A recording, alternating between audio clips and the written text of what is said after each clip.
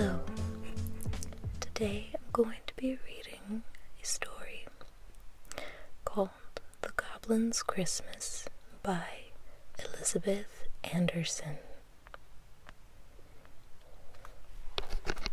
Because who doesn't like a good goblin story?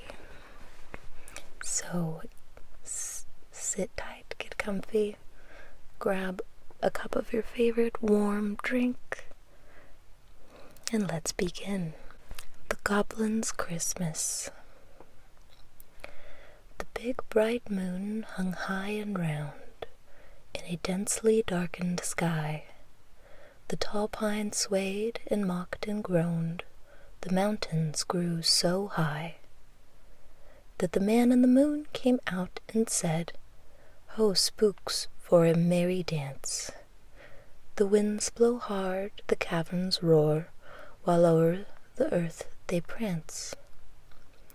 A witch and a goblin led the sprites, out from the sky they sprung, and down the Milky Way they slid, all over a chasm swung. The streams around ran witches' broth, the fumes were strong and rank. These elven creatures all were wroth, while of the stuff they drank. The cunning moon looked on and laughed, with a shrill and sneering jibe. Her soul grew fat to see them chaffed, this mad and elfish tribe. The big black cauldron boiled so high, with food for these queer mites, that it lit the world throughout the sky, and down came all the sprites.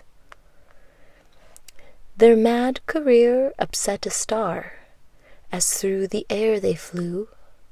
It cringed in fear and shot afar, and fell where no one knew. Orion's sword was broke in bits, Corona's crown was gone. Capella seemed to lose her wits, while all so longed for dawn. Then from the night there came a sound of sleigh bells ringing sweet. Out of the chaos came a man, Kris Kringle, for his Christmas treat. "Ho, Kris," they cried, "we'll have some fun. We'll bind the old man down. We'll tie him up and toss him o'er into our goblin town." They climbed the sleigh with shout and din to bind his hands and feet. 100 strong they clambered in, our good old Kris to meet. He sat quite still with twinkling eyes, then seized his mystic wand. He raised it up and waved it round.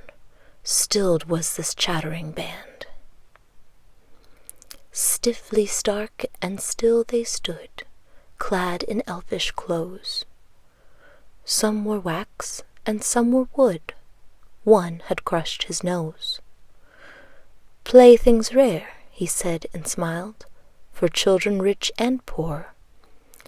Some I'll leave the crippled child, and some at the orphan's door." He shook his reins and called his steed to bear him swiftly on. Full well it knew its master's need to hurry ere the dawn. From house to house they scampered down, their sleigh bells ringing clear.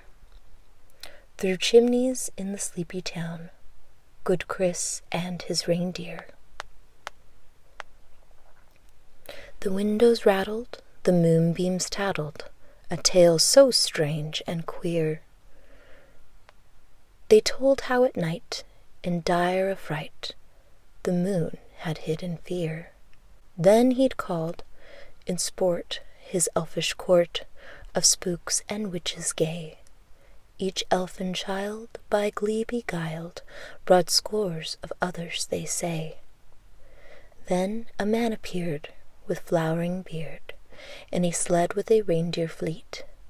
They gathered about with din and shout, to bind him hands and feet.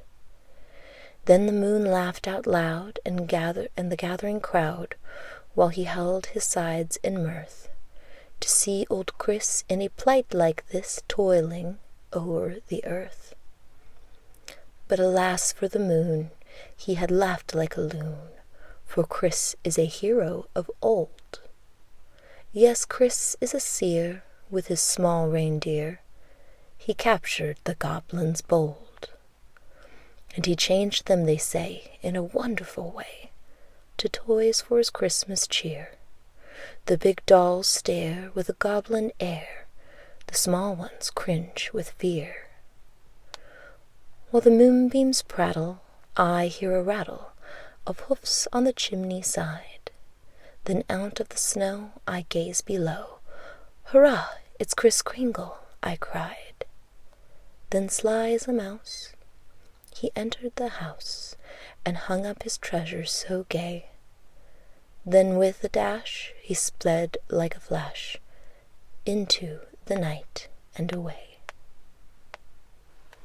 So basically, the goblins tried to attack Kris Kringle, and it sounds like he turned them into toys and then gave them to children, which sounds really safe to me. I mean, although I wouldn't complain if I received a goblin for Christmas, but not if it was going to eat me. That's all we have for today. I hope you enjoyed the story. I did a whispered version and a soft-spoken version. Let me know what you prefer. I hope your holiday season is off to a great start. It's been underway for some time. Thank you, and goodbye.